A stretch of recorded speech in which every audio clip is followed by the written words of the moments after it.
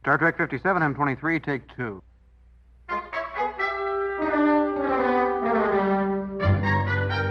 It's got Star Trek.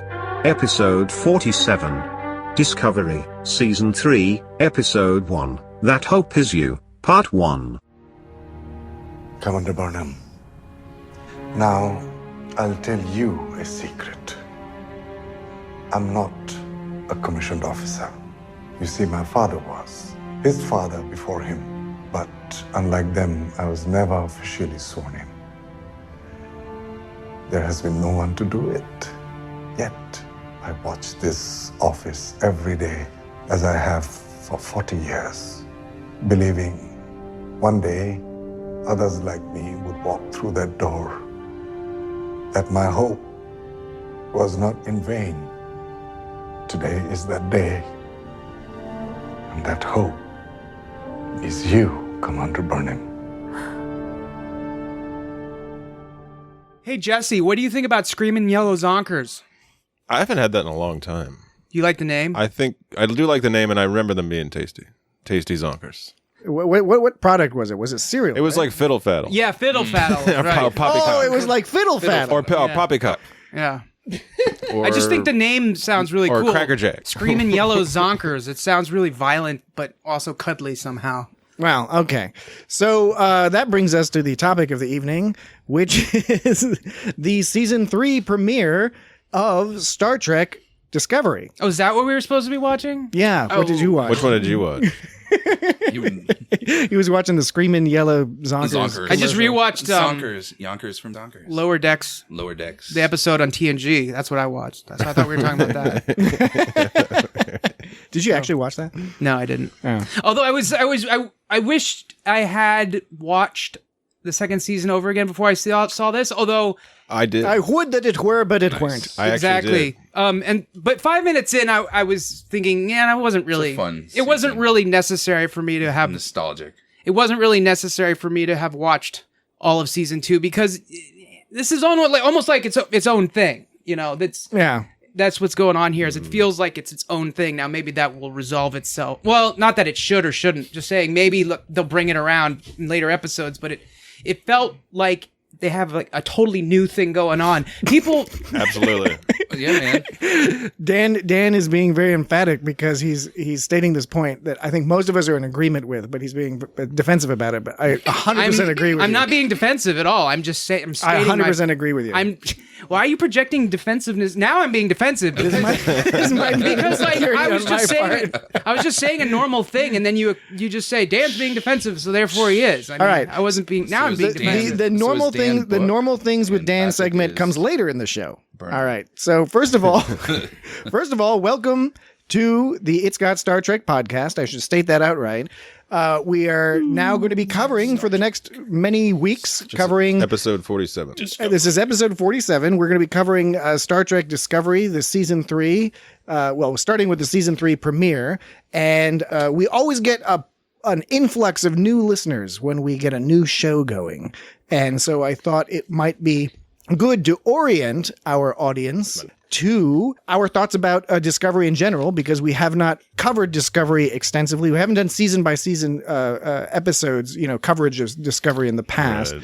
We've done a few episodes. I think in episode 6, we covered the first 2 episodes of the Discovery's first season, the Vulcan Hello and Battle at the Binary Stars. And then it's a good episode. In episode 7, we actually covered the next episode, which was Context is for Kings, because we kind of grouped those 3 together in our little series on the pilot episodes. So this will be our first full season coverage of Discovery. Cool. A question about format. You told me to get into talking about Discovery, and then I started talking about it, but then you had a whole intro thing worked out. Had I known you had an intro thing worked out, I would have let you do that. I didn't have an first. intro thing. I was just thinking about it off the top of my head. Oh, okay. I thought you had a whole thing worked out. I mean, I kind of did because I have some notes. Yeah, so it wasn't. He didn't script it out. I'm just trying to. We're trying to be mature fellows here. Well, yeah, and that's why I was saying it.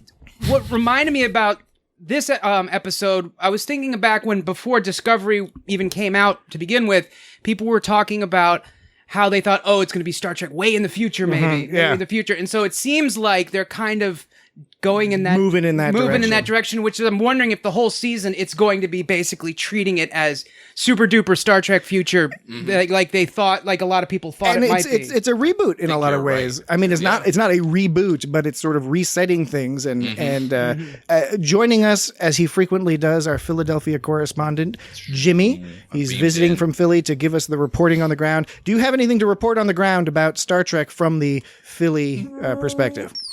Yes. No, that was him. I'm beaming in. I won't be peppering the whole. No, that's fine. That's Dan, fine. You do you.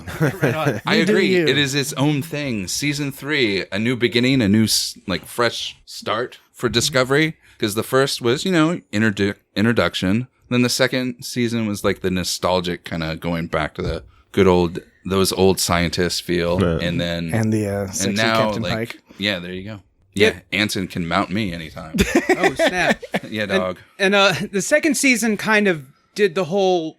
It kind of rejected the. I mean, are we allowed to talk? Are we worried about spoilers in any way? No, I think it's a good point, though, Dan. Yeah. We are obviously going to assume you've seen this episode, but yes, definitely there will be spoilers for seasons 1 and 2 if and when we make references. But no, I think this is good. I think it's useful for people to maybe who have not heard much of our opinions and thoughts about Discovery to talk a little bit about those, first and second seasons, so they kind of know where we're coming when we're coming into this this third season premiere. So I might have my timelines not perfectly aligned. There's a timeline thing going on in this show. Never mind. I was going to say pun not intended because it wasn't really a pun. I guess it could have been. Okay, now I am rambling. My point I was making is that there was the whole, I believe it was second season, it kind of rejected the whole Klingon plot, basically. That was basically the second season, and it became its own thing, and they were just kind of saying, okay, we're doing a new thing now, some shit happened, or, I can't even, that's why I wish I rewatched the whole thing, but I don't remember specifically what happened, but I do remember that the Klingon War, they wrapped it up. In a very sort of quick, sudden they fashion. Wrapped it up pretty quick at the end of season 1, right, but they still had some stuff going on in season 2 that was somewhat more interesting, but clearly they was writing in the direction of closing that story down, presumably to move towards this story. I think the main thing with seasons 1 and 2 that hopefully will be different with season 3 was the whole issue behind the scenes with the different showrunners, because Brian Fuller sort of created the show and then left fairly abruptly into production, and then they had other people they had problems with. Apparently they were yelling at the writers and being real mean. And anyway, you went to Harvard? The long and the short of it is that I quite enjoyed both season 1 and season 2 of Discovery, but they were not without fair criticism, and I thought they did an amazing job putting stuff on the screen, considering the apparent insanity of what was going on behind the scenes. And season 3 is going to be really the first season where you have a more cohesive production team and writing team and all that, and they've also had practice. And by the way, traditionally with Star Trek shows, it's not unusual for them not to pick up until the third season. I think Lower Decks is being talked about by many as the Star Trek that sort of broke that. The original series and Lower Decks both had brilliant first seasons. Do you think Lower Decks won people over who were skeptical? Oh yeah, by the end it was on IMDb it was rated 9. The episode average ratings just went up and up and up. Yeah, because they kept getting better. Yeah, they did. They were. Yeah, they did and were. Now, Jesse, what about you? You've seen Discovery seasons 1 and 2. What's your general vibe on it? It's Lorca all the way. It's different. It's a little different than a lot of Star Trek, but it's still basically Star Trek. You have Michael Burnham is a different sort of character than you deal with as the main character, but she's pretty badass. Mm-hmm. I got to thinking about the comparison between this Star Trek versus Into Darkness. Mm-hmm. Versus JJ Trek number 3, which I forget what that one was called. Was it Beyond? Was it Beyond? Okay. Versus Nemesis. Okay. Now they're all different. Patrick's favorite. They're all different, but they all have sort of this action special effect kind of focus to them, but they're all different. Discovery, like when I watched this episode, I was completely entertained like the whole time. Yeah. Speaking of pacing from last week, when I said the last episode of Lower Deck should have been 2, and I didn't really back that up real great, but point being is that the pacing was fantastic. I thought things moved along really well. I was never real bored. There were a lot of influences. Like some parts of it, I felt like I was watching Star Wars. Some parts, I felt like I was even watching The Fifth Element. Well, in it was some different. parts. You know? It's Like, different than anything we've seen in Star Trek before. Even more than anything, like the first thing you see, that whole opening bit is like. If you didn't know you were watching Star Trek, then you would have been like, well, this isn't Star Trek. And This so is just some kind of crazy futuristic weirdness. exactly. And so It's all cool and neat. I've heard people make Clean teeth. Clean teeth. Clean teeth. Clean teeth. And like, what is that? Like Haydn or something? Like, Yeah, I was actually going to ask you guys about that. About the classical music and in the opening scene. the opening I mean, we might as well pop right into the opening scene here. because he's having his teeth. he's got cleaned. like a piano bed. Yeah, that his scene. Oh piano yeah, thing. That scene made me think of the season pretty 2 awesome. opener to Lost.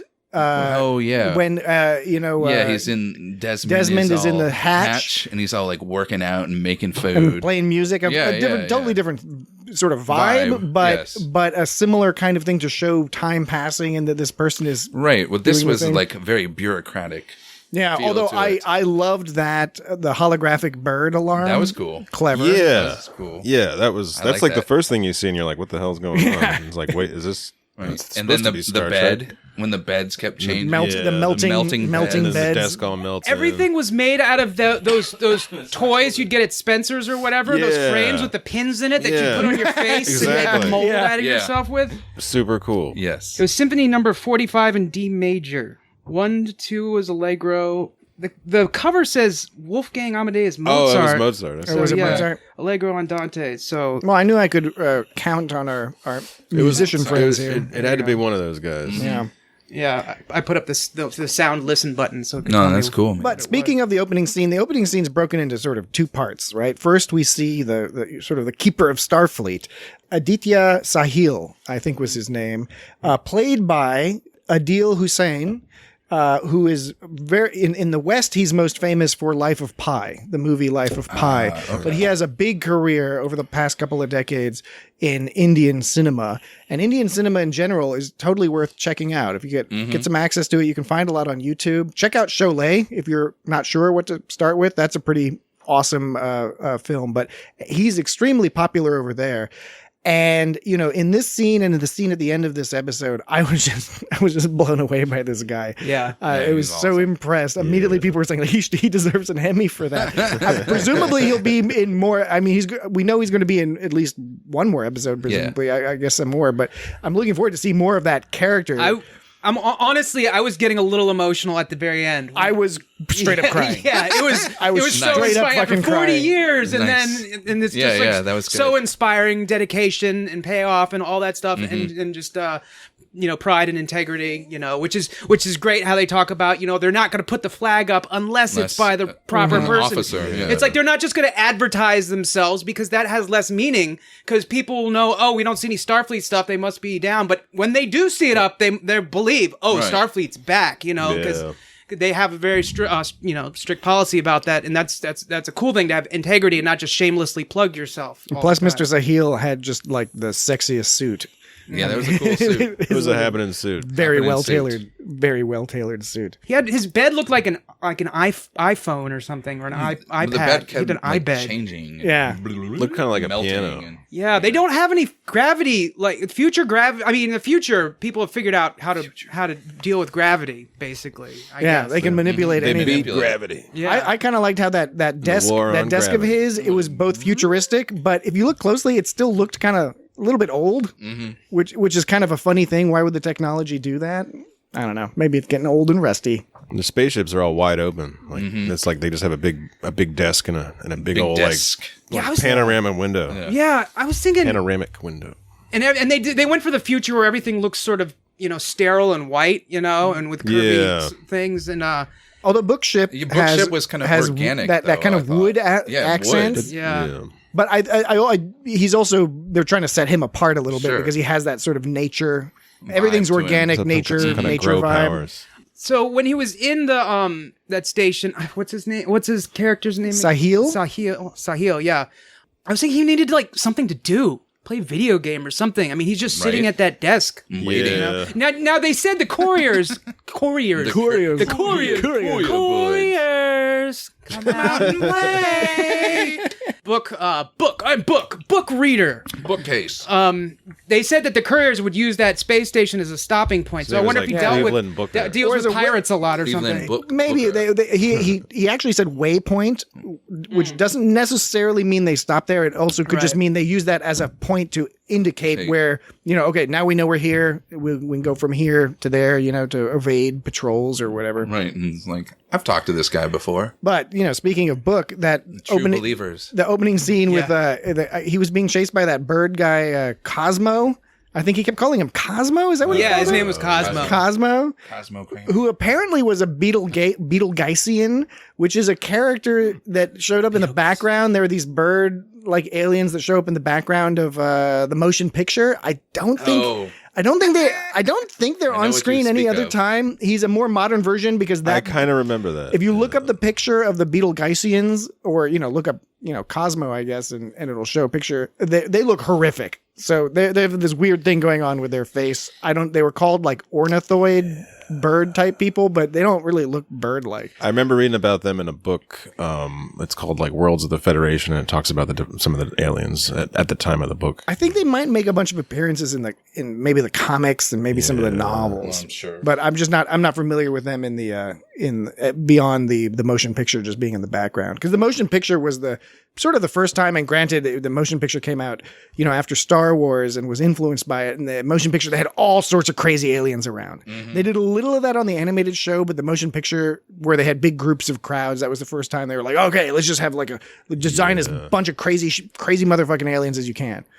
For a minute, I was thinking the first thing they reminded me of, because I was thinking, what do they look like? I thought they were Remans at first, but I was thinking that too. Yeah, but then I was thinking, not quite right. Oh, yeah, man, Remans. Yeah, those the Nosferatu aliens. Oh, man. Fuck Remans. Oh, man. Remans.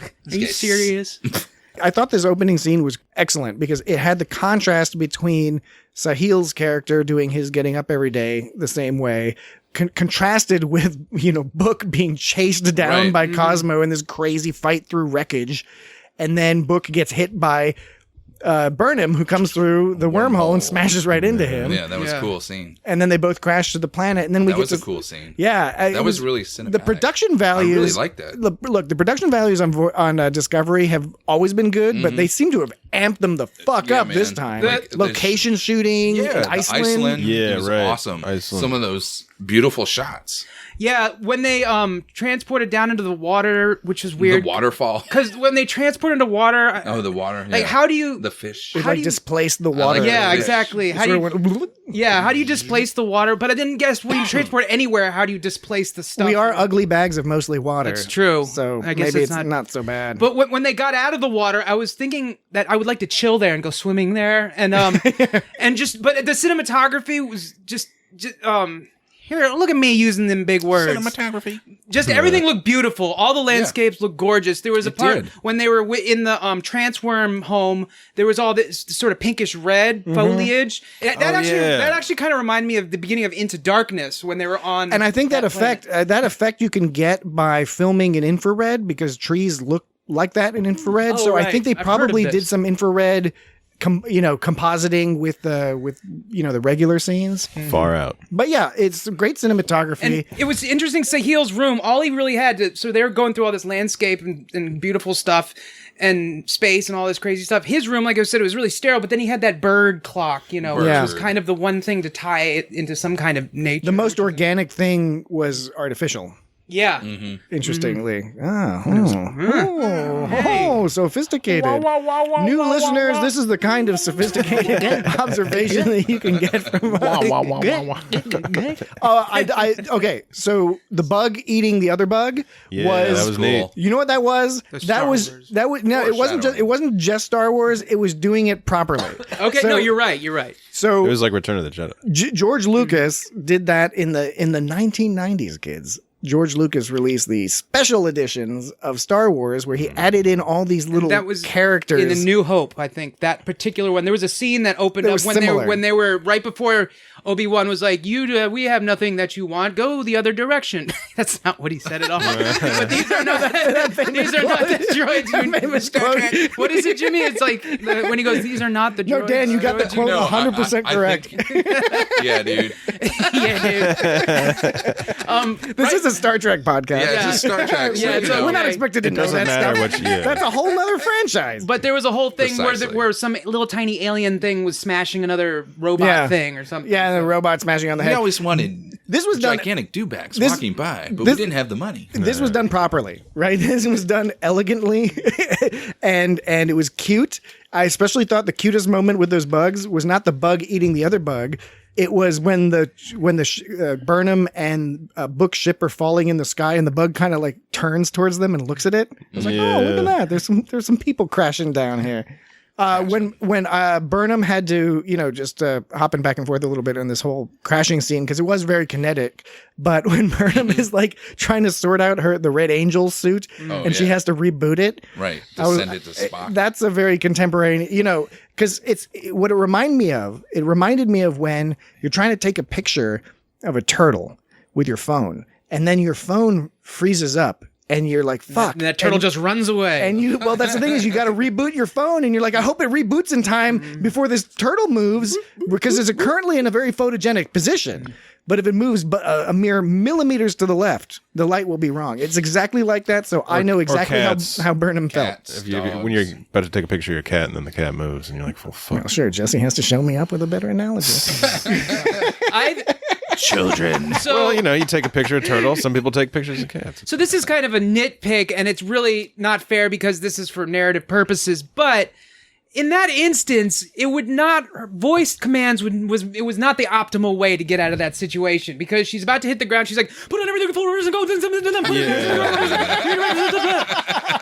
A few button presses on the wrist or wiggling the fingers in a gesture. Yeah, maybe. But I understand that like direct mind brain connection. Which is probably they already have stuff like that. We kind of already have that now. Like that is not. It doesn't translate well into excitement, but that would. I'll tell you where it go. Bothered me, and it was the only nitpick I had for this entire episode, which I otherwise preview, folks. I thought this was a pretty brilliant episode, but the one nitpick I had was when Burnham's crashed, and she gets out of the suit, and then she realizes there's she's okay, and she screams with joy and pain and frustration and all that emotion about I'm alive, and I successfully closed off my path to ever seeing my my friends and family again. So she did a great job there. But then she has to, we saw in the previously on Star Trek Discovery, she's got to send that suit back up to give the signal back because she wants Spock to see the signal to show that everything went okay.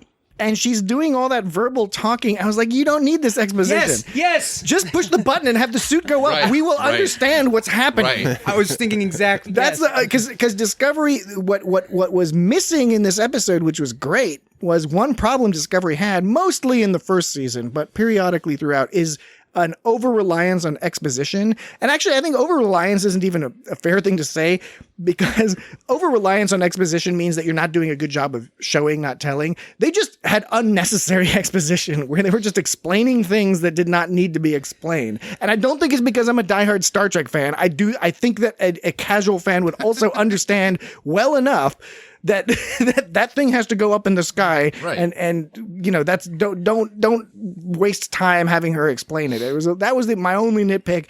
All the rest is positive news for me. Speaking of the whole emotional up and down, the thing told her that there were life signs, and she got she went nuts. Yeah, she sort of lost it. Yeah. First of all, I mean, why did she assume that those were good life forms? They weren't primitive? Or when they said life forms, I was thinking they meant fish. She thought they were her friends or something, but was she more happy because there was things she could eat? Or she was happy that she got to the future and it wasn't a lifeless barren. Right. Okay. It wasn't but maybe she didn't get to that point yet. Okay, so she was happy she succeeded in what she had done in season 2 because Control wanted to supposedly wipe everybody. Wipes all sentient life in the galaxy. She could have gotten to the point in history just before all life gets wiped out. Yeah. Right. So that makes That's sense true. because I thought that would suck. I thought it was trying to take it like, oh, your friends are okay. The or future's something. still kind of fucked. Like, Yeah. So no, it had nothing to do with her friends. Just that the future is not fucked. Okay. Burning. 930 years the matter, into you the burning? future. And then the wormhole closes. 3188. And Yeah. and so if the wormhole closes. Wormhole closes up. The wormhole closes. Is the assumption that it's Gotta open it back up again. is the assumption that it's closed for good, or that her friends are eventually going to open it back up because they were behind each other? But as we know, because from the rules of temporal mechanics or whatever, they could appear loosey-goosey. tomorrow. They could appear in 1,000 years, but the wormhole's already closed. It's So Star I'm- Trek. Forget about it. Yeah, exactly. I'm not really clear on how. It's Star Trek. Hey, you make up what you want. I presume the intention was to say, yeah, they maybe they came out at the same quote unquote same time, Just but somewhere different. actually at the last second, because of quantum entanglements and Quantum, because of them They went quantums. somewhere else. quantums. And she was wearing her future star. I like how they were sneakers in Discovery. She always has some happening shoes on, man. Yeah, And she's always she likes jogging. yeah. Now I had an internal bet. I had an internal bet that Dan will have written down Burnham's serial number. Did I win the bet? SC00640974SHN. I knew it. I was so hopeful. I was like, oh, I bet Dan. The first time through, I was like, oh, I bet Dan's writing this down. And I watched it, and for like a brief second, I was like, "No, I don't need that." I was like, "Yes, why are you stopping now? Why are you stopping now?" It's numbers. I gotta write them down. She their space-time location was 3188, Yep. which is the year. What they refer to it as space-time location, which is fine, I guess, but Yeah. it's 3188. 3,188 years after the birth of our or the death of our. I forget, is it birth or death? Doesn't matter. Yeah, it doesn't matter. Yeah. Iron Burnham. All right, so then Burnham we move into there's the opening sequence, and as is tradition with Discovery, they change it a little bit each year. Not much, but now we see Some different ships or something. see old things turning into new things, Right. The kind of phasers. morphing in, and The the old Starfleet classic phasers. emblem turning into a futuristic version Right. of the Starfleet That emblem. changed. But otherwise, it's pretty much the same. And then we go right back into the story where this section of the show is called Michael Burnham Meets Book, and and he attacks her, and he needs more practice fighting because he Right. gets his ass kicked. And she's, But- she's clearly trained. But she's fucked up. She even has to tell herself, "Okay, stand up. Yeah, okay, walk." she's fucked up, and she fell still from kicked the his sky. ass. Yeah. She And fell out of space. He's Yeah, man. he's over reliant on his knifey things. And he was all into Yeah, flipping he them is. around. He was flipping all Yeah. his knives and swords around. So, and he was originally coming up behind her. He threw a haymaker from behind. Well, what did If he had did he hit have? her. I thought he had like a wrench or something. Yeah, we had something. Yeah, he was like trying to hit her on the head. or Weird. something. Yeah. Yeah, maybe that was the wrench. He was flipping that around too. But he was all like, ugh! Yeah, was his intention to just totally like clobber her and I assume Yes, so. I think so. just to totally fuck her up Yeah. and He kill her? presumed she was after him to steal right. the yeah, creature. I think he just wanted to knock it. Boom. Well, thank That's goodness the for her end you. training. Her Right. Starfleet training. Yeah, she's badass, dude. She Well, beat she your knows ass. all. Yeah, Right. she knows all that Vulcan fighting.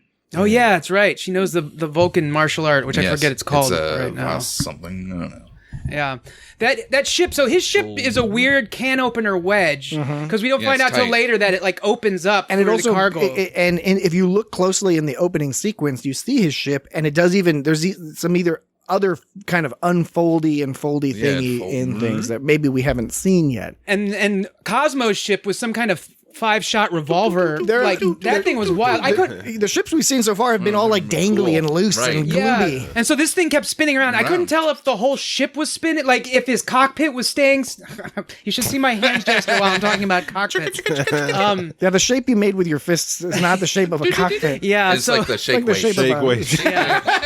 so I was trying to figure out if everything but the cockpit was spinning around, or if the whole thing was spinning around, and it doesn't really matter. But I was just To me, I wondering think how- it was the former. I think that was the design scheme, which It's is just the engines are all flying around all crazy for maneuverability, but then the Yeah. cockpit's all steady. But It was pretty cool. They're getting really good with the CG that makes large stationary things look believable. And you can follow it. Yeah. You can actually see what's happening. Oh, yeah. Because that's a problem. Even in some previous Discovery, it can be too busy. I think they've gotten better at being like, no, we need to see what's going on. Right, because if you don't see, you don't make that connection with your brain. Like, what am I watching? Yeah. It can, like too busy. It's not anymore. Yeah, I felt like a little like that with the rogue fighter, the Star Wars story. I always forget the name. Rogue 5, come in. Rogue One. Rogue One, the movie. Yeah. I thought that got a little busy. But so the first time I think I really noticed this was in Picard when you see oh wait, spoilers for Picard, I guess. We already talked about that. Yeah, but you see the Borg cube on the beach, and it looks cool and it looks believable. Yeah, and then they do the same thing. It looks like it has weight. Yes, and they do the same thing with the Wedge ship where it's on the beach, and you see her walking. This faraway shot of her. Discovery always does a great job, I think, of showing scale and showing tiny things and big things. Yes, next to each other, which is so important. And so she's walking up to it, and it looks like a believable ship. I always love a shot where you have, and other Star Trek has done it as well, particularly some of the J.J. Abrams movies, but Discovery has done it repeatedly and really well, where you see the ship that you know is very large, and it's all super tiny, and there's this huge space background. So this is an extension of that, just adding it, to the little tiny people. Well, okay, so she interacts with Book. She kicks his ass, and then so he agrees to talk to her. He's like, all right, I guess we're just going to keep kicking my ass. I'm in a hurry. And, they warm up to each other pretty quick, I think. She sort of has no choice. She needs somebody to help her out. He's a little bit more reluctant. But this whole intro is cute. This is where they did a good job of not having exposition. They're talking to each other. He's explaining stuff about the Federation.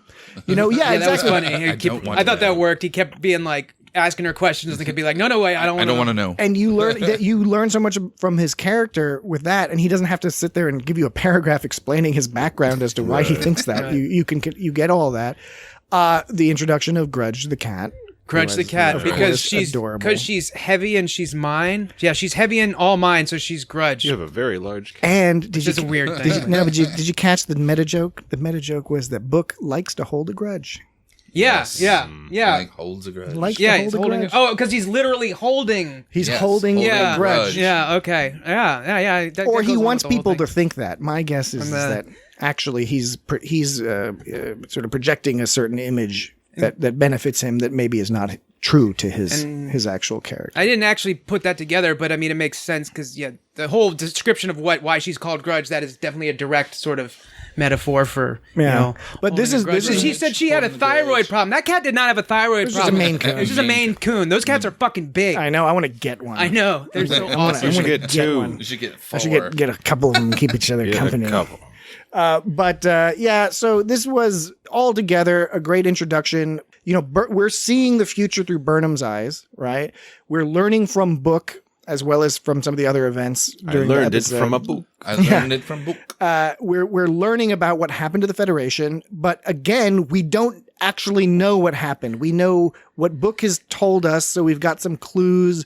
The dilithium apparently just blew up one day. The burn. They call it the burn. The Michael Burnham. Maybe they called it a burn because Michael Burnham caused it. That's a great worry people have on the internet is that it's going to be somehow like Michael Burnham caused the burn. And by the way, it could be a direction they go. I kind of hope not because that would be silly. Yeah. Now, who knows? Maybe they could pull it off. We do know that the Gorn, for some reason, destroyed 2 light years worth of subspace by accident because they were messing around with wormholes. The wormholes. Yeah. Now, here, real quick, is it pronounced? That's why you can't communicate. That's why. Because the Sahil Gorn is like years ago went out because the Gorn obviously destroyed subspace because that's how they all communicate. Is that why near the second half when he finally showed Burnham that he does have a communication, she's like, "You had this all along," I think it's in the beginning when he's like they're having their tit for tat after they fought. It's later after they escape all this shit and he tells her he's got the communicator and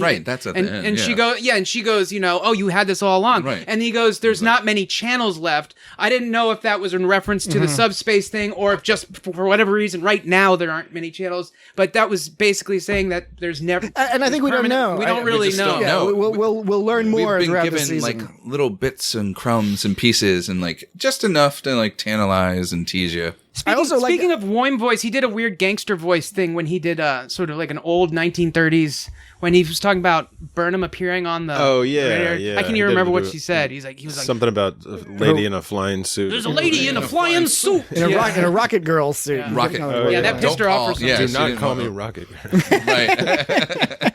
Oh, and of course, when they start walking, they have to. We next move into probably the marquee set of scenes in the episode, which is when they go to I guess it's called the Mercantile. I think they referred to it as Requiem. It was Requiem, they did, yes. And that's what I was confused about because I think the city is Requiem, and then the Mercantile is where the buying and selling goes on. I don't know that that's correct. That was the impression I got. That makes sense because I wasn't really sure. It's like you go to Cleveland and then you go to the McDonald's in Cleveland. Yeah, that's right. You don't. His name is Cleveland Booker. Just go to the biosphere. By the way. That's his name is Cleveland. When Book first mentions the Mercantile, he's saying that's the place I shouldn't go popping my head around. But then he immediately suggests that they go to the Mercantile and sell some shit. Right. Like that's the first thing he's like, well, the only way we're gonna get this is if we go to the Mercantile, and I shouldn't be popping my head around there. And then that's exactly what he suggests to do a minute later. But what he's saying is that he's fucked because he has to go there because he has no choice because he needs to get dilithium and there's no other place for him to get dilithium. So I think that was what he was conveying. He was like, I'm fucking late. I'm behind schedule. And don't talk about those solar and now cells. I have to go to the solar cells. Yeah, the solar. And now I have to go to the place where I already had stolen from somebody who was working for that place from Cosmo. And his dilithium recrystallizer cracked like a lychee when she ran into the ship. Like, is that what he said? A lychee? Like a lychee. Okay, I thought that I wasn't sure if that's what he said. Lychee. Benamite. There's no one has Benamite, whatever that is. Yeah, you stick. So he can't fly the quantum slipstream.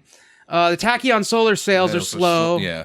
And then the like a slipstream stuff was something they came up with like Voyager. Voyager had used slipstream technology. I don't know why we weren't supposed to get him started on trilithium. Is it better than dilithium or is it worse and harder to find? I don't even know. But I recall trilithium is fucking useless, man. Yeah. Everyone's like, why don't you just use trilithium? And but there's everyone more looks at them like, what the fuck is your problem? But there's more lithium. It's all about the chemical components and the structure I of prefer the to use atoms. molithium. Molithium. Wait, you mean monolithium? Molithium. I forget That's his what I call it. I dye. call it molithium. Is dye too? Yes. Dihydrogen monoxide. It's like hexagon. Sexagon. Dihydrogen monoxide. Okay. I like how Book's ship is called the Nautilus. So he's like an explorer, or he wants to be, because space and I guess traveling kind of sucks now. His place looked pretty awesome though. His ship, that looked like he had this bed in the back. Yeah, it was a cool ship. It was pretty smooth. Good bachelor pad. Yeah. Him and his cat. I totally play video games. Yeah, I had almost the identical setup when I was in my early 20s and living on my own with my two cats. In a ship. Yeah, it wasn't in a ship. Flying around in space. It was in an old apartment building, actually. So it had a bed in it though. So you had the same setup in the sense that you had a bed and a cat and a console. I had two cats. And There two you go. cats. That's Two right. cats. Yeah. So you had one more than him. I was also low on dilithium at that period of my life. Yeah, that's a problem for a lot of people nowadays. Yeah, for young, student loans and all that. So when they went to Mercantile, that place was just floating above. And there was that long walkway. Now, that place must be, I feel like it's under construction and those rings are going to eventually cover the whole thing. I guess those rings are like little walkways or something. I don't know about construction, but I did think modular. So like they can't, if they want to, you can add on as you need to. And so they were strips of walking place. And right? the strips of walking place. Yes. You speak English. I don't even know what you're talking about. The rings are like merchant sort of areas. I guess you walk around. But it was such a long walkway of empty space that they were walking along. I think that's a security measure. Yeah. Although people could beam in and out, I guess. It must have been like a kilometer, a kilometer. It looked cool. Kill you. It did. No, it looked awesome. That's what it In the future, if they can make shit float like What that. if it was 2 kilometers? That's just one too many, man. Yep. Yeah. It's still shorter than 2 miles. On their walk true. there, my favorite part, because I'm a moss guy, I really liked when they were those walking. rocks. At one point, there was just a bunch of rocks everywhere, and then there was a bunch of rocks covered in moss. Yeah, I didn't know that about you. I fucking love moss, man. And Moss if is old. anyone out there ever needs to bribe me fucking bribe my ass with a mossy glade in the middle of not a bag of moss won't fucking do show it. up with like a pound of I don't want just a fucking loose bag of moss. That's like saying like just give me a bag of severed heads because I like people. But you like to hang around a bunch of severed heads. No. We can do that too. I want a mossy glade, a severed head glade in a forest that I can sleep upon the moss. That's what I want. Sleep on the severed. You get me that? Comfy, I will abrogate any of my ideals for a mossy glade where I can be left in peace. Although I would like a solid internet connection there if possible. Because it's, I mean, let's be honest here. You can only go so, I love nature, but you can only go so long. You can only go so long without the internet. How am I going to listen to podcasts? You wouldn't. I would. I'd certainly run out after a certain amount of time. Stock up on like Moss Cat. That'd be funny if I had to be like, honey, I gotta drive into town. I gotta pick me up some podcasts. Gotta get some of that podcast. Do you need any rice? Whoa, that's the future. Any sugar? That's the future we're gonna live in. That's terrifying. You have to trade moss for podcasts, and I mean, you could That's have. okay. I can get some moss. If I got enough moss, I would. I would be okay with that. I'll get you some moss. You could have like 10 terabytes of podcasts. That would probably last you a good forever. Maybe. Good forever. A good friend. But then they become. I want no. But you'd want more current events. Yeah, I guess. I mean, Comedy Bang Bang comes out every fucking week, man. 5 pounds of moss. Got to get the new stuff. That's how they get you. That is how they get. That's how those content producers get you. They keep producing free content every week.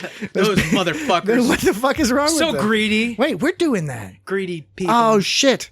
Yeah, another thing for our new listeners out there, listeners. The nude listeners and the new listeners is that we're not doing this podcast for fun. We're doing it solely to make money. Mm-hmm. Now, here's the problem. That's why we picked podcast business. Yeah, first of all, we picked podcast business. People are telling us that was a mistake if you want to make money. Second problem, none of us are business people. We were like, nah, man. None of us are business people. We don't clean up. We don't advertise. We don't have any advertisements. We don't have any sponsorships. We don't have a Patreon page. So we need to get Van Halen. The best way for you to send us money is to email us at feedback@itsgotstartrek.com. That's the email address, feedback@itsgotstartrek.com. And the subject line should just be money. And then you could just tell us how much money you want to give. We don't actually have a Venmo account attached to this. Just give us money. Maybe you can send us cash in the mail. I think that would be fine. That's always a safe thing to do. Right. Cash. A check would be fine, but cash is more fun. It's more fun when you open up an envelope. Who does checks? You know when you get a card from your grandma and you open it up and there's $5, and even though it's only $5, you're like, oh, thanks, grandma. It's like $6.75 or something. We don't want those cashier's checks or whatever. The fuck no, those things. You don't want those. That's a pain. What am I, a cashier? Yeah, really. I mean, I'd be fine. I think I actually am. But I'd be fine with a cashier's check. I think it'd be okay. Just take it to the bank. They put it in your account. So that's true. All right. So send us money. We're not giving you any easy way to do that. Think of it as a challenge. Think of this as gamifying the support of this podcast. You've got to figure out. You've got to figure out in your own goddamn time how you can get us money. But if you email us, we'll give you clues. Lottery ticket? You can email us for fucking clues, man. I'll give you my personal Venmo account. We won't tell you. We'll just give you clues. You're almost there. Don't give up now or you'll lose. Yeah, a little bit warmer. Warmer? Like an escape room. Yeah, so we accept cash or moss. You can just send us sacks of moss. I retract my earlier statement. I would prefer a glade full of moss, but we will accept loose moss. Because you can get it at like Michael's or Yeah, I want real moss. Craft I want store. Local moss. I want a collection of local mosses from around the world with the worms on it and stuff. Wow, this sure is a tangent, isn't it? Yeah. It's not even a tangent anymore. It's got moss. It's got moss. All right, it has Star Trek. Okay, so we'll get into the mercantile. First of all, this was the most Blade Runner-y. Not just the city. Everyone's going to say, oh, the visuals of the city and the visuals of inside were kind of Blade Runner. Even Burnham coming over the hill, the music and the framing was very, particularly Blade Runner 2049 style. They introduced these little like synth jabby things into the music around this point that had that futuristic feel to it. I actually had to rewind a couple times when they were zooming into the mercantile because that way that shot was set up. It confused me because it was her coming over the hill, yeah, man. and then it was freaked out zooming in on the bridge. And then when it got close enough, you see him. I'm like, wait, she's not on the hill, and she's over there. Right. So I was like, I want to see it zoom in on this big thing, and then to see the little people get bigger. And then I wanted to watch him like walk across all Those mossy rocks, like that shit would have taken forever. Yeah, those mossy rocks are pretty tight. I'm surprised they didn't slip. You know, Yeah, you'd think that's they what I'm saying. Would slip. But There was also a little of Thor 3 style music. What do you call it? you mean Mark Mothersbaugh? Yeah, Mark Mothersbaugh was like that. Dun, dun, dun, dun, dun, dun, dun, dun, dun, dun, dun. Synth. Whip it good. Just sort of underneath the beat. So there was that guard they got to. I felt the guard was kind of the weakest character in the episode. I mean, Which one? Because he was when they let him The through. Andorian? The Andorian Andorian? guard, yeah, he was like Orion. when they're little He looked floating like Jason Segel. when they're when their little floating thing said like let them through. He just went, I wouldn't if it were up to me. See, I like that because I liked it That was because funny. that was But it's not. that was an Andorian Right. thing to do, Right. and we But it's haven't not. seen a lot of Andorians, but on Enterprise they definitely played them that way, where they were sort of obnoxious, Yeah. and whereas maybe a Klingon or a Romulan simply would have shut their mouth and been like, "All right, I got my order." Right. The Andorians can't help but so just like needle people Complain. about it. I didn't have a problem with the dialogue. Something about the delivery, I was just kind of like, I don't know. I wasn't buying it. I mean, it Alright, wasn't that alright. bad. No, I it's thought I thought it was just kind of Infinite diversity and infinite Dorian, you ain't selling it combinations. to Dan. Yeah. Well, no, I didn't. I mean, Dorian is cool. The dialogue's cool. They had one of those aliens that's in Deep Space Nine, that big guy that doesn't say much. Morn, Morn, yeah, the Morn. Lurian. Yeah, Lurian. Lurian. Yeah. Okay. No, they're doing a great job. There was a Cardassian at one point chasing them. I missed the You Cardassian. only barely see his head, but he's got a Cardassian Well, hair and with- a spoon head. With- yes. Pardon the slur. Yeah. with the Lorian. There was one pig guy and some other guy too. Yeah. The Tellarite, yeah, the The Tellarite Tellarite, guy. I don't know. I couldn't figure out who the other guy was, but the Tellarite, the Lurian, Cardassian, So plenty of Andorians. I wasn't clear on why she got put in the stasis beam. Was it because He they thought she was? tricked her. He tricked I knew her. he He tricked just her. He tricked her. I knew he tricked her into walking towards their vault, and he knew it would trigger their automatic security thing because he wanted to steal it Book from wanted to Right. steal her So- stuff because he's tricksy. And She he was wanted gonna- one of those cool old school clamshell tricorders. Yeah. So it was just. So I knew he was tricking her, but they have strong security, I guess, which is why only a courier is allowed because they know the routine.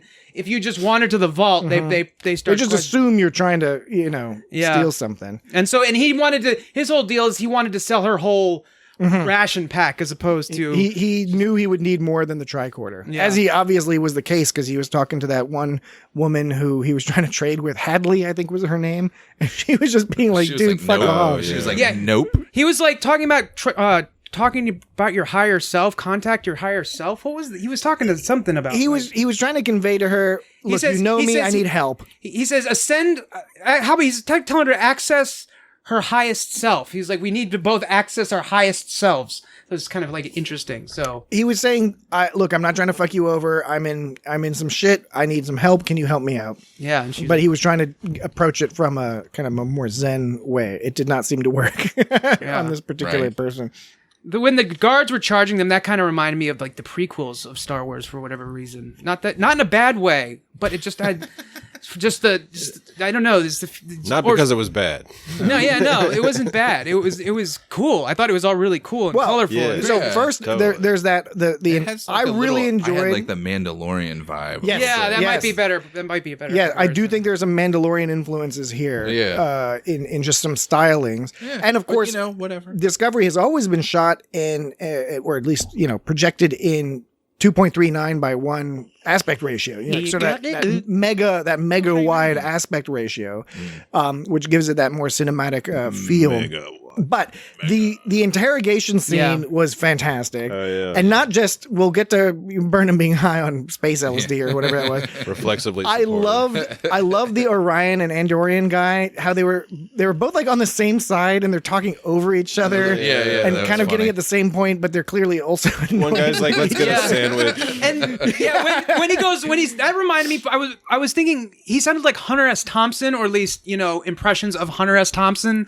When he goes, Is this not a reasonable place to park? He goes, Can I not? I'm hungry. Let's get a sandwich. So, it was really weird in that one. He sounds nothing like him for any part else. It was just that one part. But there was something Lay fun. off that ether, man. Yeah. Like, oh man, lizards goring. That's what they were seeing when they took Backcountry. the ether in the Fear and Loathing in Las Vegas. The lizards were The gorn. They were the gorn. The Gorns were coming and they destroyed subspace. Yeah, that was all from there. That's a fucking asshole Gorn right Yeah, there. man. So Patrick, what you were saying, they had an interesting dynamic, but even of themselves as a group, there was something also just off individually.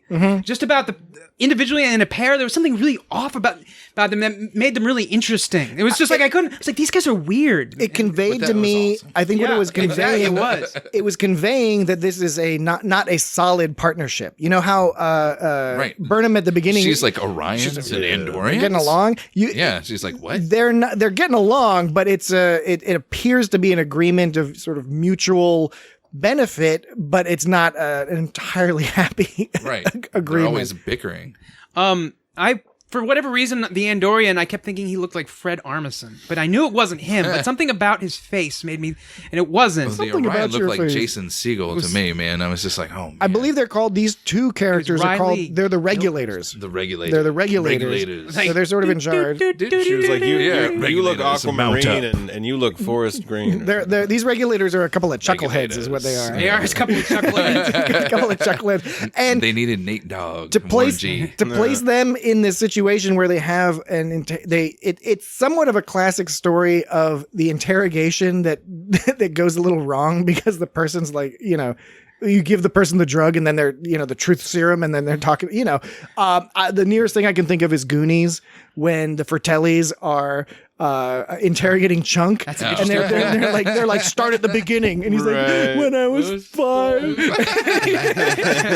So it's the interrogation gone wrong because the person being interrogated is too compliant. In this case, it's because Burnham has been dosed with hilarious drugs. The direction was great. The disorientation, the jump cuts. Don't give my red-haired friend any. Brilliant fucking line referencing Tilly. You do not give her any. Do not give her any. Which now makes me want Tilly. I want to see Tilly like abusing this drug on a regular basis. Yeah, Well, that would be funny. When she said that, it made me hope Make her that talk even that faster. we aren't without the rest of the crew the whole season. I hope at some point. No, I think next episode. The we'll next see. episode We'll is see about the next crew. rest. Oh, you know what? I didn't see the. I didn't watch the. Oh no, it's. I don't didn't think watch that the preview, I didn't so know I if there was a preview. I didn't see it. Yeah. Like- So I guess that answers that question. Well, you could smell it like in the beginning when smell it was it. just like Burnham. It was just going to be about her. You weren't going to see the ship at all. It'll be their And then the half of next the story. episode would be the ship. And we can gather from all there. we can gather from the previews that when Burnham Coolness. meets them, her hair is long. So Yes. we can presume that Yeah. we're seeing initially the beginning of Burnham's story. We'll probably see a time lapse because she's going to be here for a long time, at least a year, if not more, prior to Discovery showing up, or at least prior to them meeting up. It would take a few years to grow your hair that long. Yeah, I man. think. Her hair Unless is you have pretty long. futuristic hair, Future hair. Future hair? Follicles. special. They have follicles. That's true. bionic follicle implants Yeah, to make extra hair. you can also get hair Synthetics. weaves. And, Don't they and just have braids hair and weaves? stuff. Yeah, you can get the. But I imagine that the short hair at the beginning and the long hair in there was like you said. I imagine it was could be like to indicate, synth hair, indicate you know? time has Yeah. passed. Yeah. In so- which case, if that is where they're going, then that'll put Burnham in the position to help them Yeah. and be a tour guide for the future, right. because she's lived there for a little while and has had some adventures. Hopefully, we'll Probably. see some of those, but maybe they'll be referenced in exposition or flashbacks or whatever. But we'll learn more about it. It was. I liked the whole. Everyone can just. I mean, we've always talked. Everyone's talked about how Star Trek has weird rules about transporting. It's not. It's like they kind of stretch and break the rules. But these were straight up just like you can just Instant transport. which is made for an awesome chase scene Yeah. about like them The jumping away. self-transporter? And Yeah, they help set this up in lower decks because they have Ensign Rutherford working on making the transporter faster. And we know traditionally that the TOS transporters were some slow ass motherfucking shit. Yeah, they were. And over time, transporters got faster and faster. So the idea is there, and you add 1,000 years to that, 930 years. right. Boom, instant transporters, portable instant transporters. Yeah, right. She's even talking about it when she's at like Mercantile. Picard has those walk-through fast transporters too. Yeah, So- those are cool too. So that when books and movies and anything kind of predicts the future, it always tends to be when they predict the near future, meaning like 50 years from now or something. They always kind of overestimate where they think the future's going to be. Like, for example, Back to the Future Part 2 is a perfect example of where we are The Cubs did win the World Cubs Series. did win the World.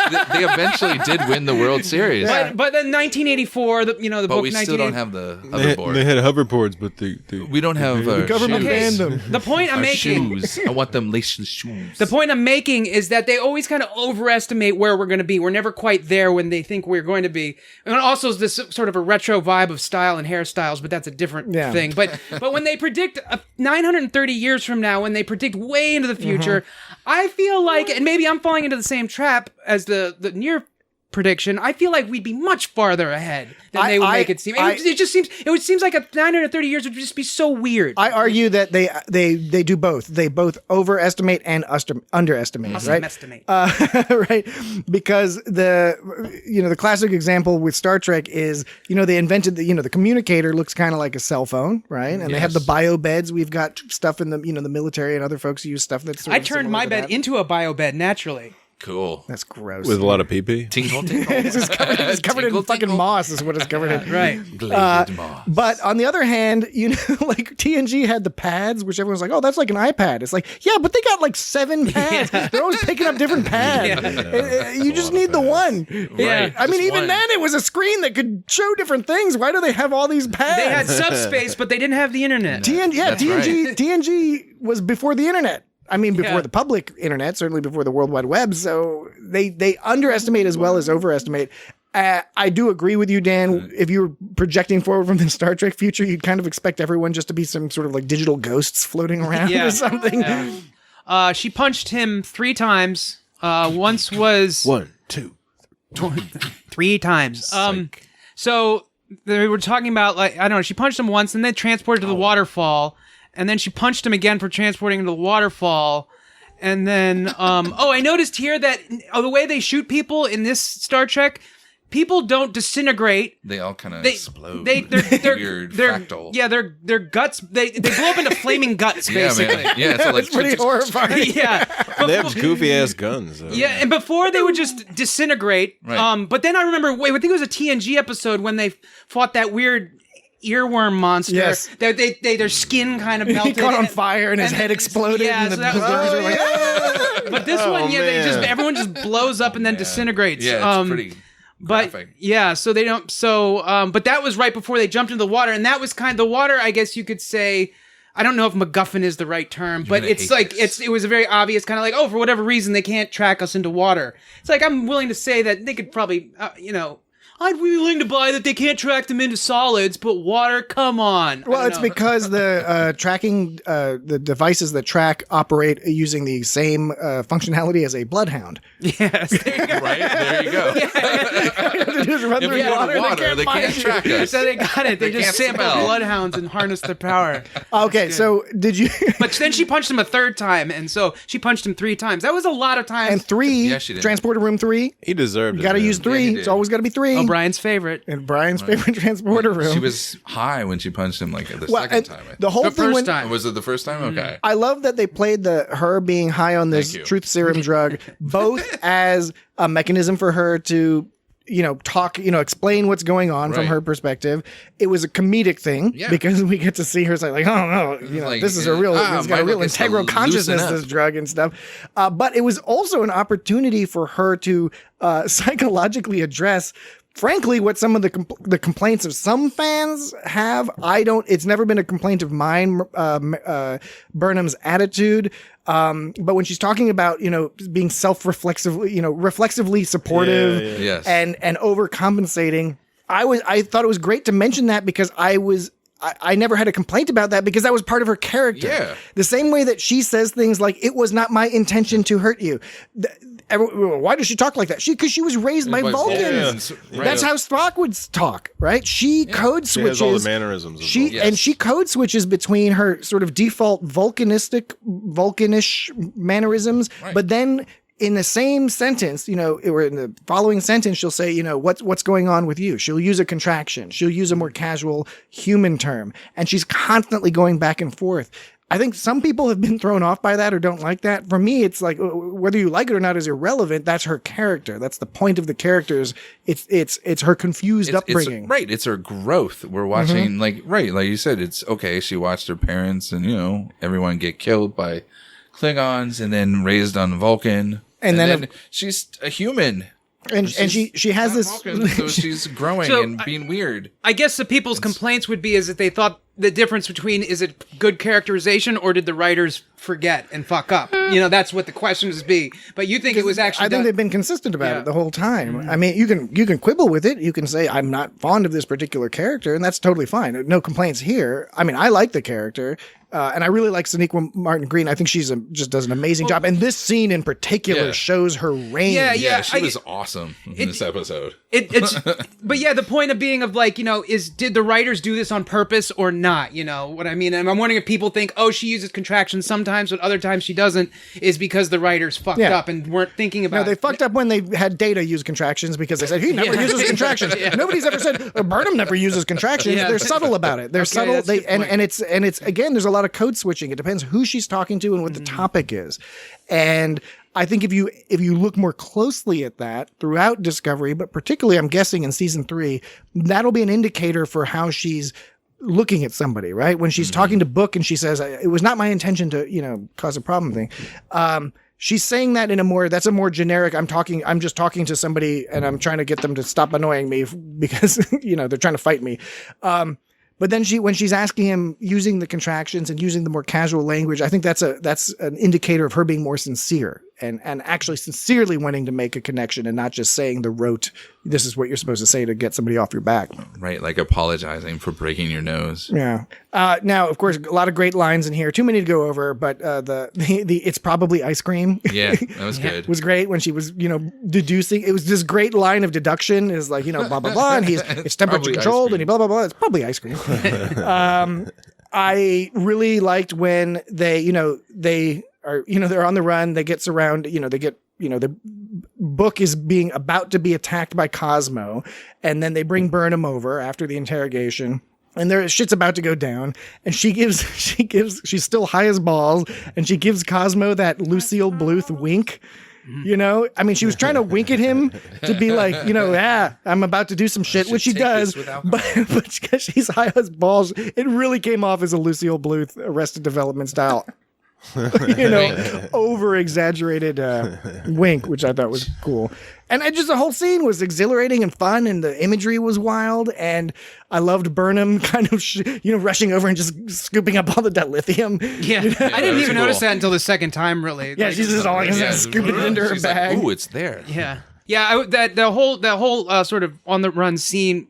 And because of the transporters, I like when chase scenes are made interesting by some kind of construction, some narrative gadget. I don't know what you want to fucking call it. But one of them, I remember Indiana Jones, for example. Like you'd have great shit like in The Last Crusade when they would have, a chase scene between a guy on a horse and a tank. Yeah.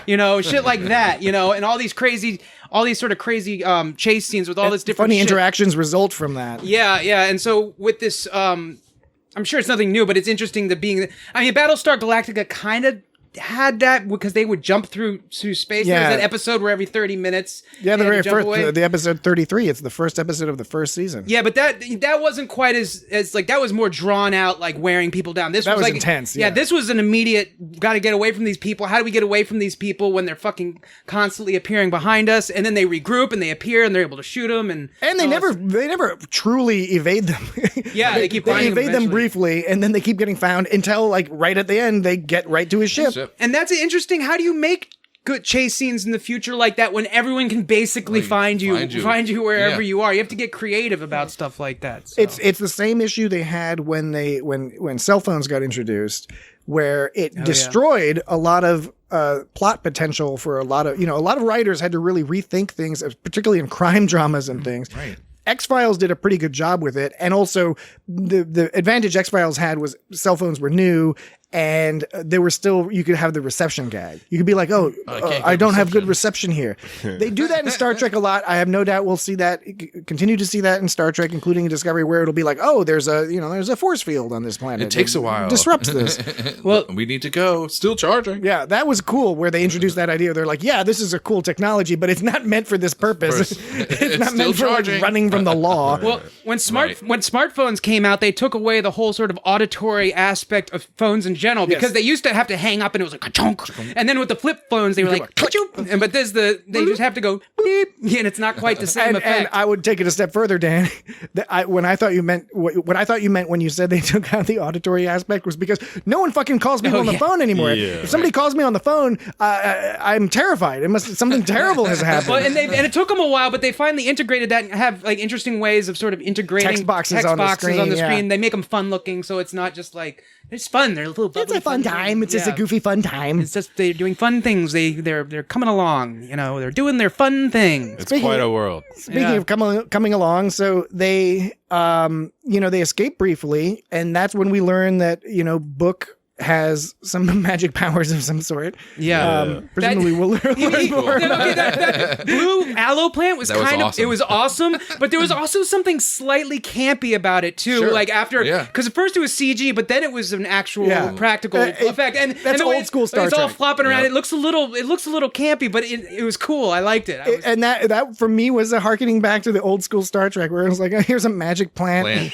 just squeeze the juice out of this plastic thing and rub it on your arm and you'll be fine. What I did like is that she didn't rub it on her arm and then it was like a zoom in of it magically healing. It was just her saying like, ow. This has got a bite to it. Ow. And then he was just saying it's not going to heal it. It's just going to stop it from getting infected. Right.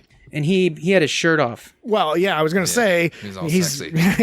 I like real. the switch. I'm glad we're reducing the over sexualization of women and moving right into the appropriate sexualization of men in my book. Because it was totally no pun intended. It was totally reasonable for him to have his shirt off, but at the same time, he's like, whoa. It completely was reasonable for the plot for him to be sitting there, just majestically muscled out. Yeah. I mean, was there actually a reason for him to take his shirt off? He was cleaning it in the water. It was wet. Lake. He was taking off his wet shirt. Burnham was fine. Maybe she was shy, or the Vulcan upbringing is like, you're wet, take it. Yeah, he had to clean his wet shirt in the lake after he got out the lake. So, I mean, she didn't even go back in the lake after she got eaten. And that would be the place. Oh yeah, that was at the beach scene. When she got ate, she didn't get eaten at the lake scene, which I want to swim in that lake. Yeah, that's with the fish. Yeah, the pretty lake with those pretty little fish. Yeah, that pretty man sitting next to her. And that's when she was when he was like, I'm opening up whatever subspace channels still exist, and presumably, I guess we think it's from the burn. And then he was talking about that's when he guessed that, he'd figured out earlier, but he mentioned to her that he's like, you're a time traveler, and then he mentioned the temporal wars. Yeah, from Enterprise. Yeah, and I'm just it's right. And it just takes place after that. A little bit way after that. Yeah. Well, I mean, I know I'm sorry. I didn't mean I wasn't intending when to say was that. the temporal wars? It was forever. There was no time. Yeah, but in Enterprise, the temporal wars take place like towards the end. It's like 27. Yeah, 2800 or a little after that. And every time I think about that, it's just got to be so fucking confusing being in a temporal war. How do you know what? Everything that's happening, how do you know why it happened? You must just be like, they must have fucked with time. It's like, how do you know they fucked with time? I'm not going to get into it because I'm sure they have a lot of sort of half thought out Temporal answers mechanics that work. gives me a headache. Yeah. Was that a quote from Back to the Future or something? No, where was it from? It's from Star Trek. Oh, it's from Star Trek. I'm sorry. But just thinking about like you go back in time and you assassinate somebody and then forward in time and they don't know that it happened, but somehow they have to have some ground truth, some kind of thing that can't be changed so they can know what got changed, or else how are they going to even know that they're having? It's not worth thinking too much about. It's just like so. But you want to think about it. Yeah, it's just so. I don't know how you. It's like the most interesting part of time travel is the thing you're not allowed to think about because it fucks up the narrative. Yeah, exactly. Yeah, precisely.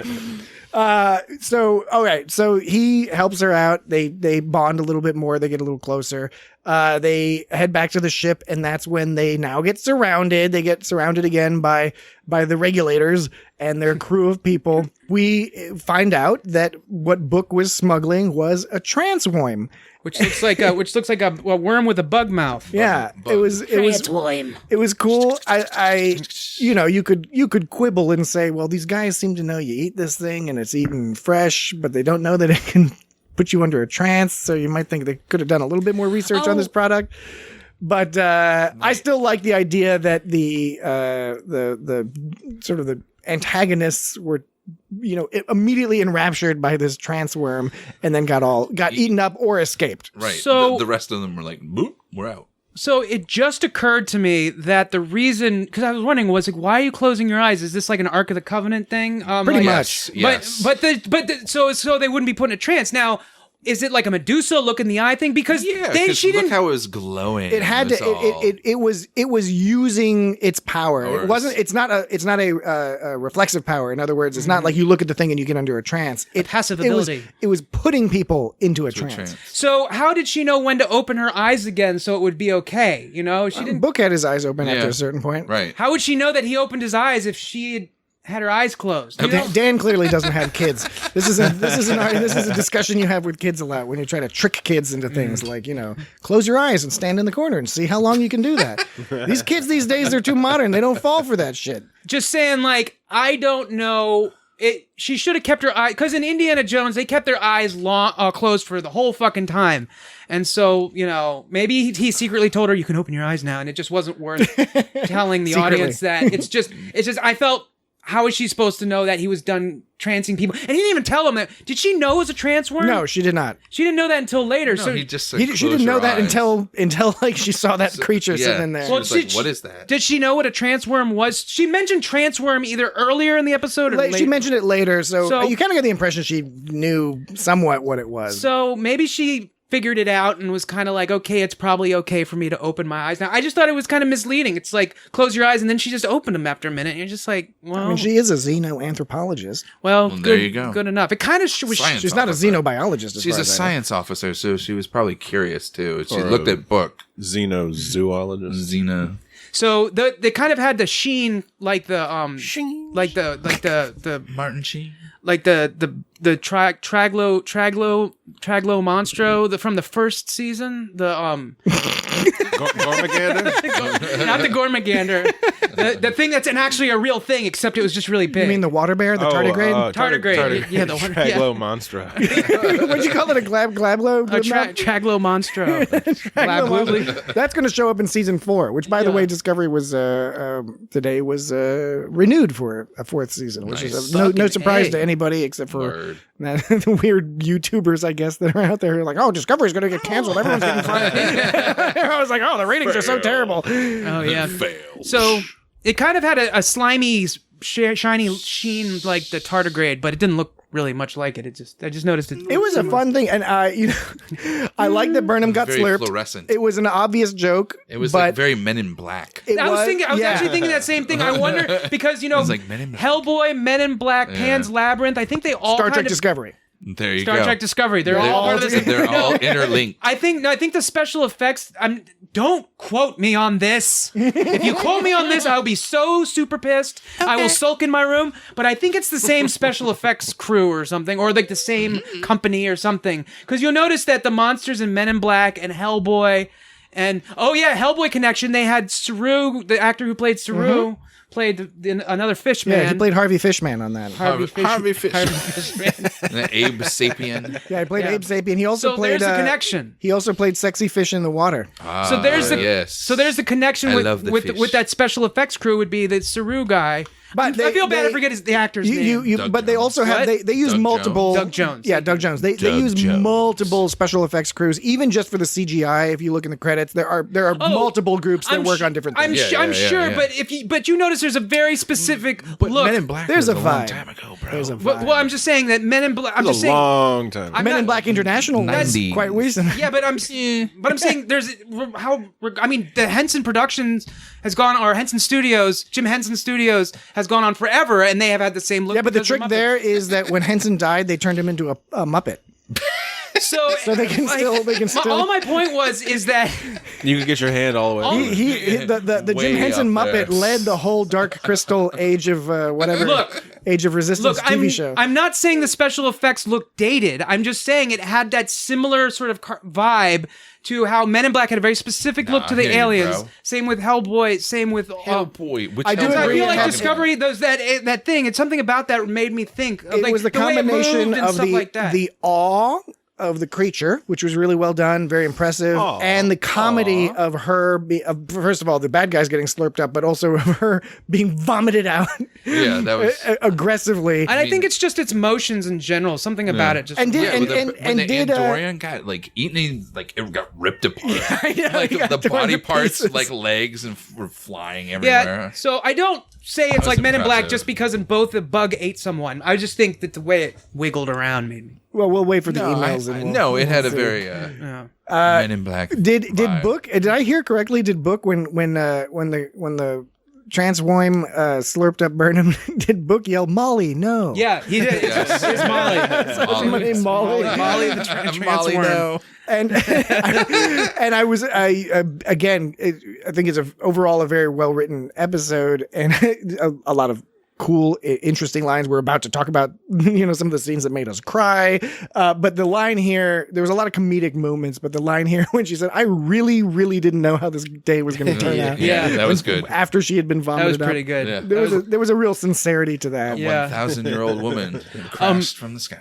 When the Orion guy shot the ship, this is right before like they opened it up when he shot the invisible ship and you saw the special effects sort of like making it. That was Ripples. I just want to mention that was a really cool special effect. was like it was cool. really Yeah, it was neat. it was super believable. It was awesome.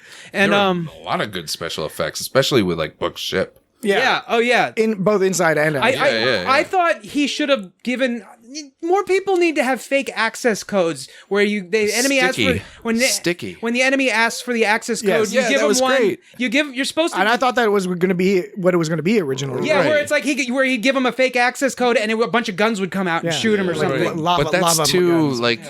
obvious nowadays. Yeah, and that's the thing is it maybe makes more sense in real life, but it's too too obvious for the it's narrative. Sticky. It's like And he knew- It's like and- up yours, man. We find out that he knew the creature could take, as a last ditch effort, the creature could take care of business Right. if Yeah. necessary. Yeah. And this also gets us to an important, I think, scene in, it's a subtle scene. I think maybe some people may have overlooked it beyond the just character bonding.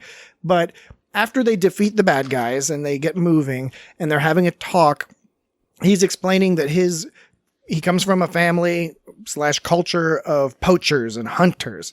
And every now and then, somebody like him with his genetic code that lets him have this special connection to nature pops up. And he talks about how his family rejected him and he couldn't go back.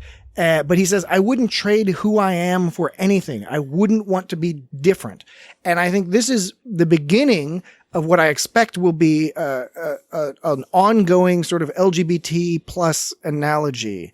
This idea that he was born different from what his family expected or wanted. They rejected him, but yet he was able to go out on his own and find his own community, a new family where he is accepted for who he is and who help him live the life that he wants to live.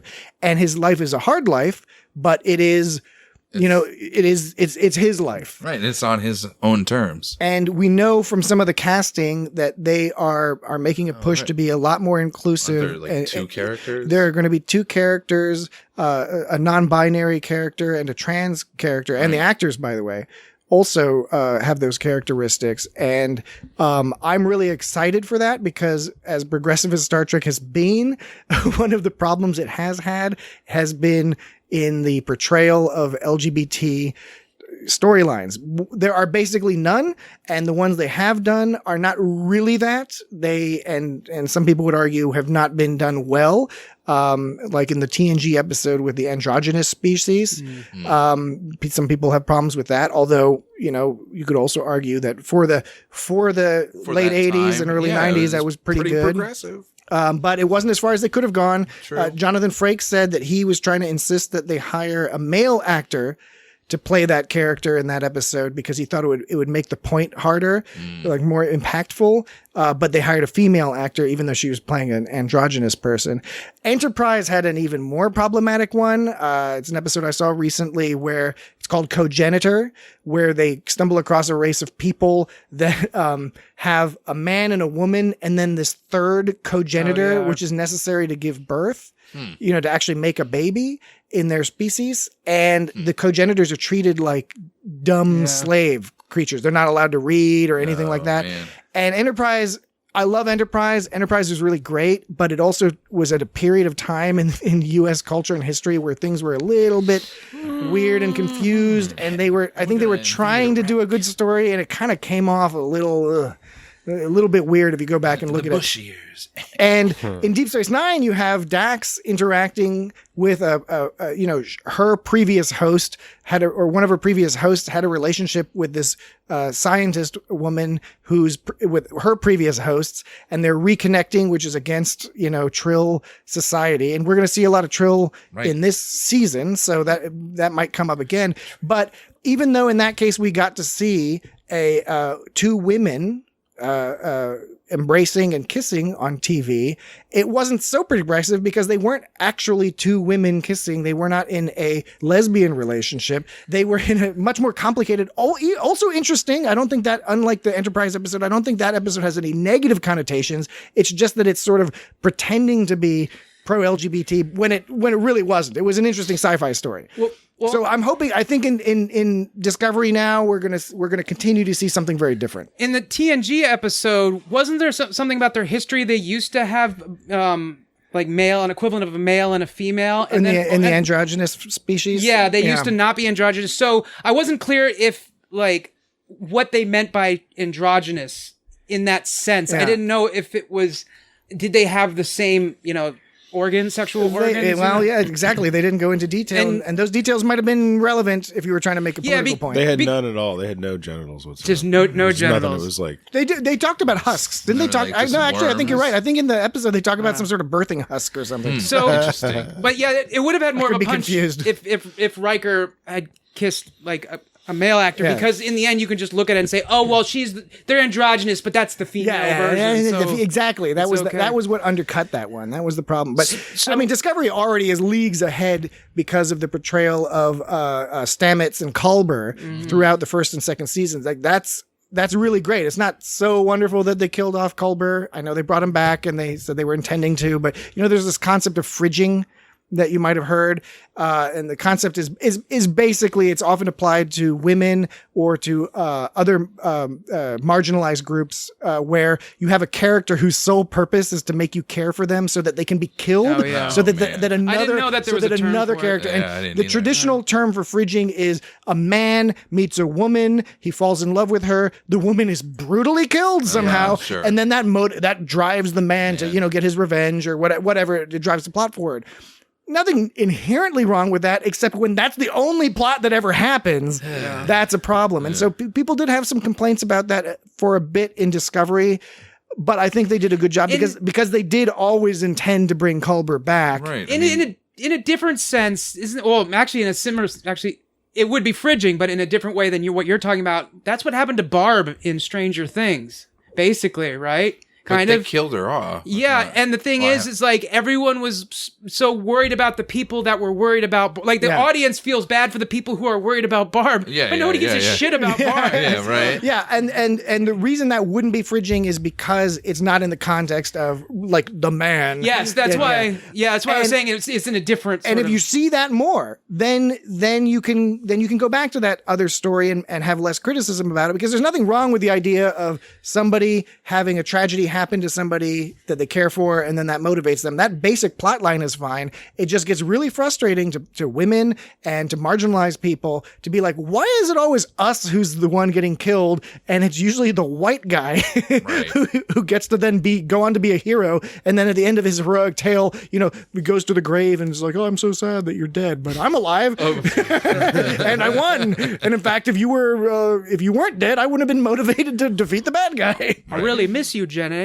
You think that was Jenny's whole? Jenny had a pretty complex role in that. Yeah, Forrest Gump is a whole. But that's for a different podcast entirely. But back to what you were saying real quick about Book, how you were saying like he was born with these powers and he was different than the rest of his crew. The way I kind of took it is like, maybe his powers were leaned so more. So is he human, or is he? Do you think he has all kinds of? He seems humanish, but I guess we don't know. So I mean, obviously, we'll learn this season what makes him have his human or synth powers. So when I took it, I wasn't sure if it was. I thought maybe it was more like he had his whole sort of group of people has powers that are similar. His just leaned more towards empathy. Yes. Because that's why he specifically said his family were poachers and stuff, and maybe the reason they're poachers is because they have this sense. Okay, that's a good point. I hadn't thought of that. And he has so the they can so you're saying they can manipulate the animals, trick them? But for whatever reason, his powers lean more towards empathy, or maybe it was a choice he made, or both, where maybe, it's hard to say exactly. That's a very interesting idea. Well, once every generation, there's someone like me, he said. Yeah. No. Yeah, it's true. In our family. So they weren't clear. Maybe they'll, I don't know, maybe they'll explore. Well, that. I'm looking forward to learning more about it. But anyway, I just thought that, that was it stood out to me that they were positioning him in that context, which I think is great. That's a great Star Trek method of using a metaphor and slipping it in. And the reason why it's great is that it can get into people's brains subconsciously and can affect you, It doesn't always have to be overt. It doesn't have to be half black face, half white face like on TOS. Although that was pretty good too, because a lot of people, you watch that whole episode of TOS and you don't notice that. You only notice it when it's pointed out to you.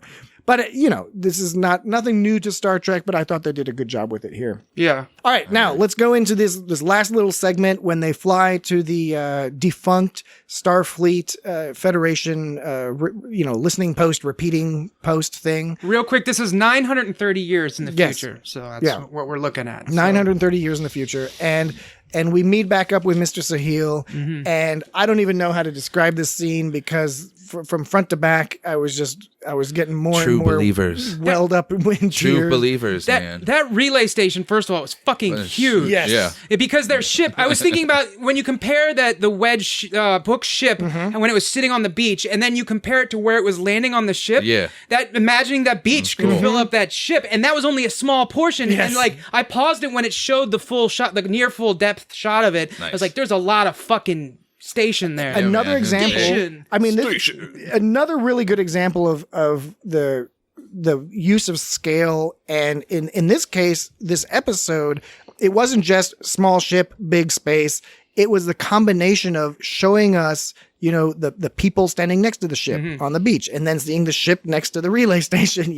It gets bigger and bigger and bigger. And that's what gets frustrating sometimes when I see these large things in movies is it's like, just put a person next to it. Just put a person so I know how big it is. Or a banana for scale. Because we know how big a banana is. Banana for scale, or Reddit. a kiwi. So, but this last scene, again, I mean, I can only praise it. I guess we can go over the particulars if you like. But for me, I mean, the whole thing was great, but it's that turn when he says, Commander Burnham, I have a secret to tell you.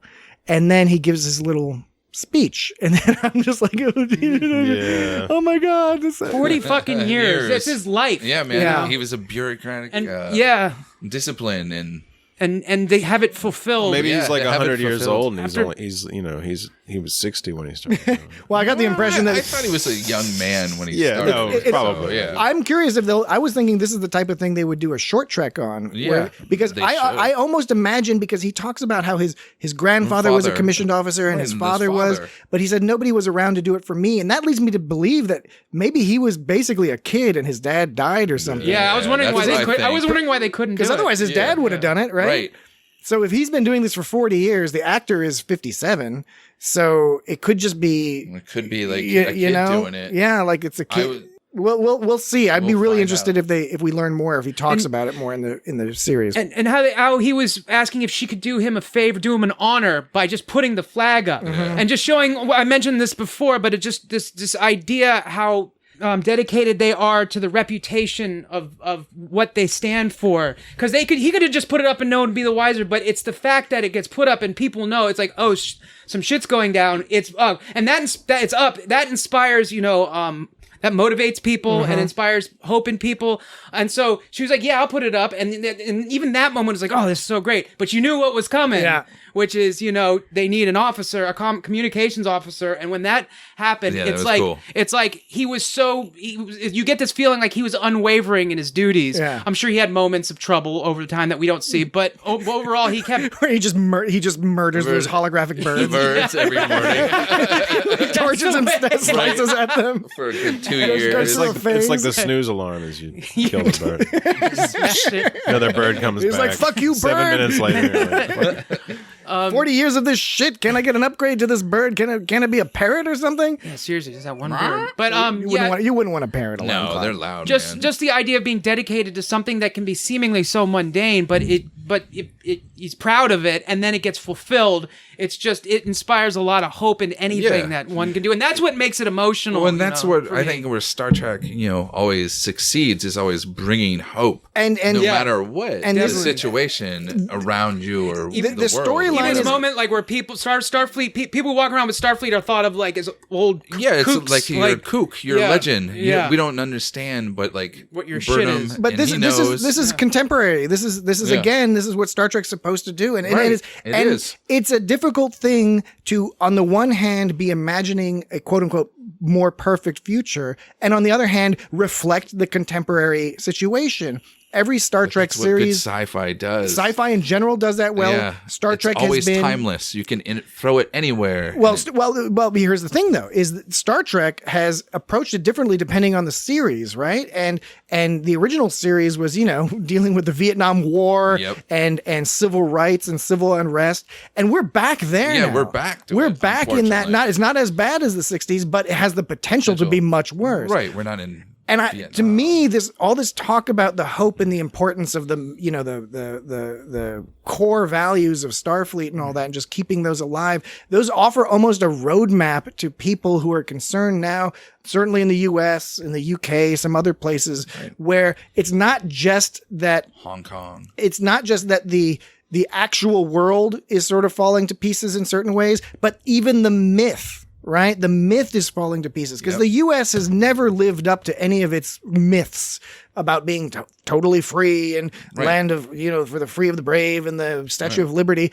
But the myth persisted because people wanted it to persist. And if the Federation is gone, then you're like, oh my God, even the myth isn't around anymore. Right. But they're saying no, at least with this one guy. There's a glimmer of hope. It's there. The myth, you can hold on to it. And there's got to be others. And the great part about myths are that on the one hand, you can say, well, it's a myth. The U.S. was never like that.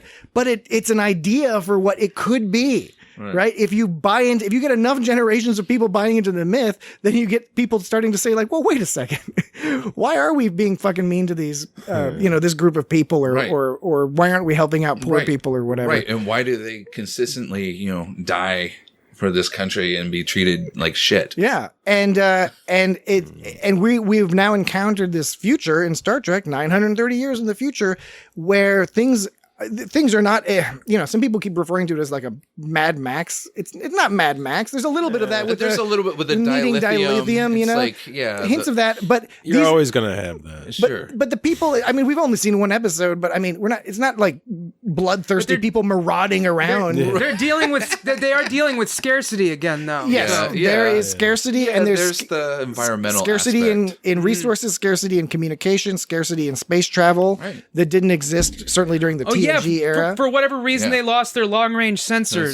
I don't know what caused them to lose their long range sensors. That's what I was puzzled about. So he was only able to look in a 600 light year radius, which was about 30 sectors. It's still pretty long range, if you ask me. Yeah. Am I right? Yeah, you're right. You are right. You're not wrong. Hey, you're right. Well, maybe it's as simple as the relays aren't working. You presume it maybe that you need the relays to help that, or subspace. They do hint at subspace being fucked up. 2 light years of subspace. Yeah, man. But they can already look in a 600 light year radius. So 2 light years is it's bullshit. Well, and it was a really popular section of space. Well, we don't really know. What, the popular section of space? Popular section of space. The subspace. Well, maybe if they were trying to open a wormhole to like Quark's bar or something. Yeah, like, awesome. Fuck. Yeah, you fucked it up. And so we gotta go the long way around. Even though they have 600 light years they can scan, that 2 light year space in that whatever parsec. The Gorn, nobody uses parsec. It's such a geocentric term. That doesn't mean it. It means something, but it vaguely means something. It's non-Euclidean geometry. Yeah. So I was just saying, maybe if you take down, we got all these roads around, and if you took out 66. Wait. Roads. Where we're going. We don't need we don't need no fucking roads. We got quantum slipstream drive, buddy. It's true. Mr. Fusion. True. Roads. That's Dr. Fusion. So if you took out 66. Mr. Fusion went through 4 years of medical school and the Starfleet 3 years of Academy. residency. So they took out the Gorn took out the Route 66 of subspace. Is all. Yeah. I mentioned that 3 times. Good for you. People are If listening. they take out 66, that's good riddance. People are Yeah, just like, thank you, Gorn. listening and going like, okay, you said the 66 thing, just move on. We heard it. You know, we don't All need right. to say it over. Order 66. That's another Star Wars thing. 69, Yeah, dude. 69. We'll close it out with this. You know, the Mr. Sahil's last line is, our numbers are few, our spirit is undiminished, right? Which is it's not an original line, but it is a powerful line, right? And it's the sort of sets up the whole point of the series, where Burnham and presumably the crew of the Discovery can serve as a catalyst, as a focal point for the ideas of Star Trek and Starfleet, because they're coming from a time where they're like, oh yeah, we were just building this shit up, Right. and now we're here and this is all falling apart. No, trust us, we can go back. It's not too complicated. We can do it. We'll just look at old holograms of Archer and crew. They managed it, so we should be able to manage it too. Right? I will say at the very end, again, the music is great in this show. All the Star Trek music lately has been real top notch. Lower Decks, we commented on previous, And I guess the Discovery, they did it, virtual. Yeah, They had to same score it. and Yeah. Lower Decks as well. They had Yeah. to do it all virtually. Yeah, and then they've done a good job. But the music at the end here, where it's swelling, and then as the the Federation flag goes down, Tugs at your emotional heartstrings. but did you notice there was that hint of military march? Mm-hmm. Real quiet, real subtle. So there was the music swelling up and a little I thought it was great, but I'm interested which direction they're going to move with that. I think they were just using it to indicate, that the military march gives you a certain Starfleet vibe, I suppose. It's alive, it's quiet, it's small, it's subtle, but it's there.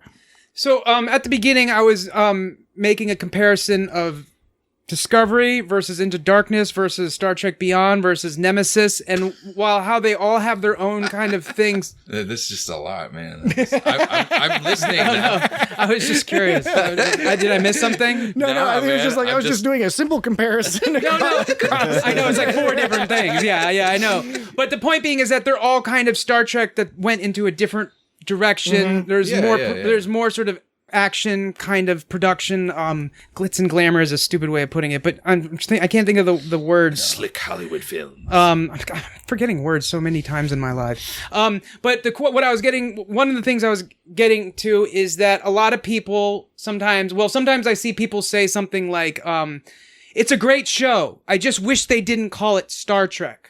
And they could have called it any other franchise. It just called it anything else. It's really entertaining, super It would be real cool. confusing to be seeing a bunch of Andorians, Glorians, Yeah. Cardassians in a non-Star Trek show. That's the first thing. But it's They'd just be like, complaining, like, who are all these aliens? But there's no backstory for these aliens. but then the point is like I'm never happy. I'm a never happy person. sometimes it's just that really it's kind of what it comes down to. But sometimes people want to see, and I'm not making the comparison between this and Independence Day. I'm just using it. I'm being hyperbolic here, but sometimes people want to see Independence Day for schlock, right? For Randy but they Quaid. wouldn't want it to be called Star Trek. No. Yeah. So I'm not defending this point. I just find it curious, because I really enjoyed this episode a lot, and then I was wondering, how does that compare with all these others? Sort of with a lot of. God, what's the fucking word when you put a lot of effort into making something exciting and crazy and glitzy and a lot of fanfare, I guess. No, that's not it. It doesn't matter. The point being, I don't know. Nemesis kind of failed on that aspect of it, Yeah. but this succeeded. And would more people be happy if they somehow made another franchise just like this, and just called it something else entirely? And I'm not suggesting that. I guess the definition of when is something quote unquote not Star Trek anymore, and that's that silly question. Obviously, it's fair. Look, I guess you could imagine a scenario where this is the case. It's just never been the case. Now you don't have to like it. I mean, there's series that are going to be.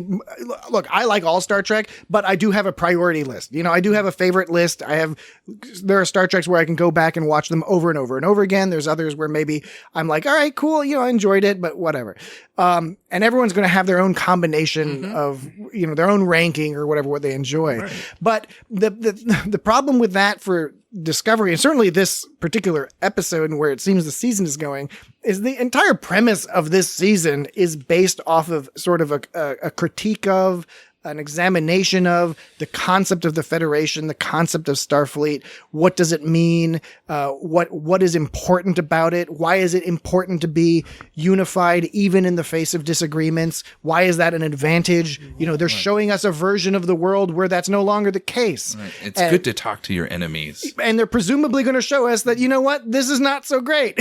Right. Wouldn't it be better if we actually had open discussion? We had a group of people who didn't agree on everything, but agreed to confederate. Right. Yeah. I guess people might get thrown off by, older Star Treks being less cinematic in the TV aspect and on the TV show, and instead of being basically people aren't standing around as much. In all other Star Trek, people were doing a lot more standing around. And the cameras were fixed and stuff. Yeah. And guess what? You know why the cameras were fixed? Because those cameras back in the 60s weighed heavy. Literally 500 pounds. Yeah, and you couldn't carry it. You couldn't do a handy, even in the 80s, doing Steadicam for TV work was not common. Right. It was complicated business, And so people sort of fall in love with the idea of what something was, and some things people may not take into account is the limitations at the time prevented it from being something different. Not that it should have been anything we different. talk about that with the original animated series was doing all these things with TOS characters that they would have loved to do on the show. We know they would have loved to do it on the show because the writers of TAS were writers from TOS, and they said these are stories we wanted to do, but we couldn't because they were either too complicated or too short, or the visuals, a 3 billion year old ship that has a bunch of tentacles and stuff. Yeah. They couldn't do it, right? There's nothing wrong with that. I mean, for me, it's always been an absurd argument. As long as you have the caveat as no one's saying you have to like something new, just like no one's saying you have to like something old. I know plenty of people who are diehard Star Trek fans, but they really can't get into TOS. Or some people can't even really get into TNG. So, I know it's surprising, but for a lot of people, they have more modern sensibilities and they're just not into that, right? But more is better. I mean, more is better. True. More flavors of Star Trek is not going to ruin it. If you want to ignore everything after you just only want to watch TNG, fine. You only want to watch TOS, that's awesome. If you want to watch it all and nitpick and stuff, well, you're listening to the right podcast. Because that's what we deal with. So I want to clarify when I said that question of what makes Star Trek and is something ever not enough Star Trek, I said it was a silly question, not necessarily a silly question, but kind of like I don't think it's a silly question. It's not a silly question. I didn't mean to say that. It's more of just kind of a nebulous kind of question. It's a complicated question because Star Trek is how important is that versus it's going to mean different things for different people. We hope to talk about it at some point. Talk about this interesting topic of sort of right wing conservative Star Trek fans and why a lot of people are confused by that since Star Trek has generally been a very progressive show. Liberal-ish. I would argue that Star Trek is not incompatible with conservatism. I think it's somewhat incompatible with sort of right wing and particularly racist right wing. That's confusing to me why you'd be into Star Trek. But then again, if you look at it, particularly Kirk era and even TNG, and they discuss this a little in Deep Space Nine, it's about the Federation, which is America, basically, imposing their will and being heroes by imposing their will. And even the most progressive TOS episodes had hints of sort of pro-imperialism, pro-masculinity. They got that woman serving them coffee on the bridge. Exactly. And they consider that progressive. They're like, they have a female yeoman. I could fancy use a that. cup of coffee. So there are aspects there that you can see, but that's the thing. If you watch old Star Trek and you're like, you know what Star Trek's about? It's about smart people forcing other people to listen to them and do what they say. Okay, yeah, right. But not everyone's getting that out of Star Trek. Some people actually complain about that, and that's one reason why Deep Space Nine was so great, because Deep Space Nine, a huge proportion of that series was actually self-critical. It was examining these flaws in the Federation, introducing things like Section 31 and more realpolitik stuff that was coming out that was more relevant to the culture in the 90s. After the fall of the Soviet Union, all of a sudden people started re-examining. I was like, wait a second. Did we just go through 50 years of two giant empires just sort of abusing other people? Yes. And, TOS did a story about that. I mean, TNG did, and Deep Space Nine did stories about that. But Deep Space Nine really went at the perspective of, you know what, maybe the Federation isn't always right. Previous series, TOS and TNG hinted at that, touched on it a couple times. Deep Space Nine went full in on it.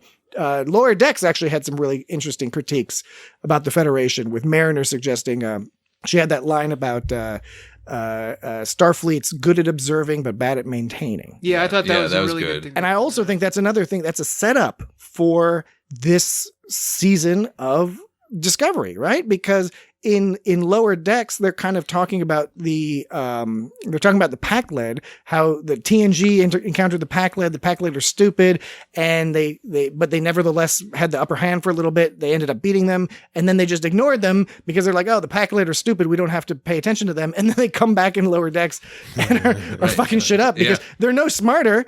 But the point of that episode was, you don't have to be particularly clever to be powerful. Right. Which was another Enterprise. That's good. Yeah, exactly. Another Enterprise. And now in Discovery, we're seeing an example of that, which is, all right, now we're going to see what happens if really you're not able to maintain things because something was missing along the way. The burn.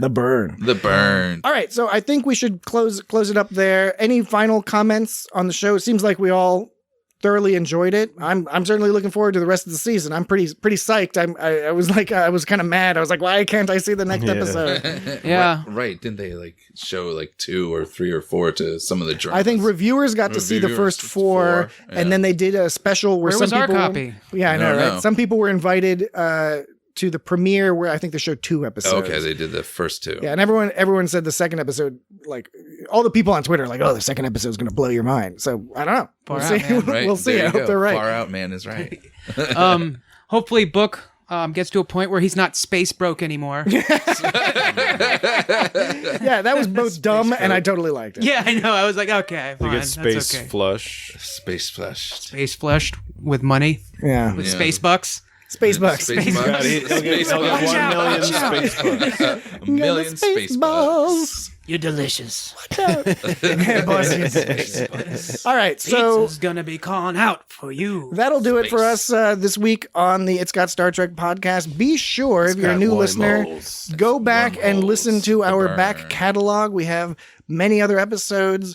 And in case you don't 46 know, other we don't only do Discovery and Lower Decks. We in between, when the shows are airing, we cover the shows that are airing. But when they're not airing, we hop all around the We have Star a Trek great universe. one where we did a pilot of Small Wonder. I thought that was really, We do mention Small introspective. Wonder a lot, man. but we haven't covered that show. That'll be a different podcast we do. But if you go to our website, www.itsgotstartrek.com, you can actually sort. You can sort the podcast episodes by each series. All Does it 9 implement series. a bubble sort? I don't know. It's just HTML. And then we have all the series, but we also have movies. We've only done Star Trek 6 so far, but we have a category for movies. Nice. And we also have a category for generic, non-episode specific topics where we did that one where we talked about the most and least funny things in Star Trek. That's a pretty good episode. Yeah, that's a too. good one. You're Joe Piscopo. So check out itsgotstartrek.com. Now, how do the people get in contact with us? Jimmy, guest speaker Jimmy. You can email them. How do you email us? You type in an email and it's got Star Trek. That was pretty close. Yeah, pretty close. Yeah, we're always fighting with Jesse about this Or you can Twitter.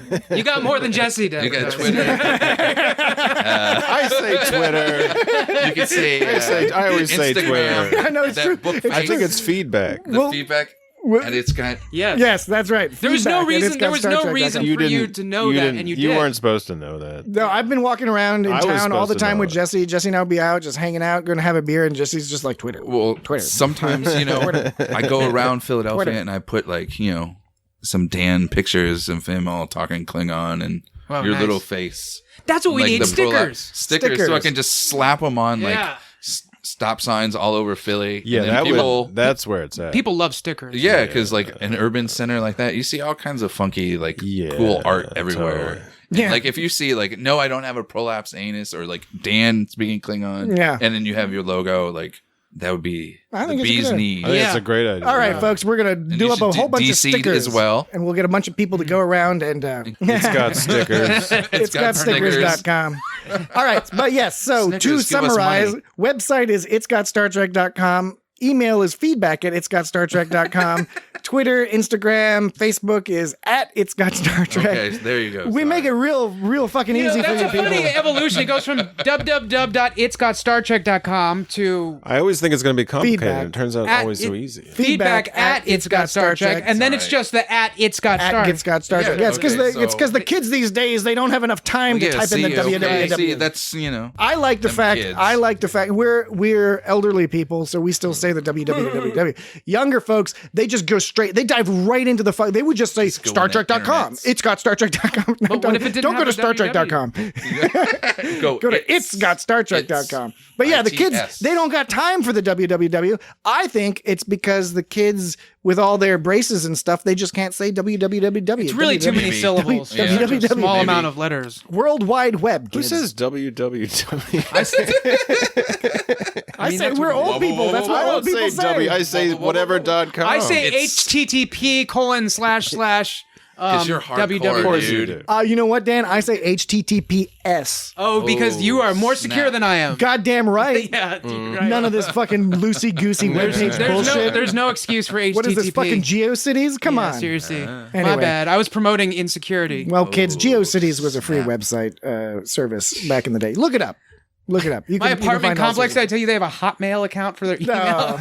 No, you gotta move the fuck out of that place. It really Are they sketched fucking me drug- out. are Let's they go like to my drug dealers? MySpace. It's like when you encounter somebody and they're like, "Oh yes, I'm so and so at AOL.com." Hit me up It's on like, my are you a MySpace. fucking child trafficker? Like, what's your deal?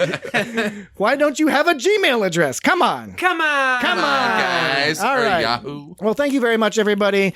Go to Thank our you. website, subscribe, and give us a rating if you want. That's all good. Whatever you need to Say do. these guys are Send awesome. us money via email.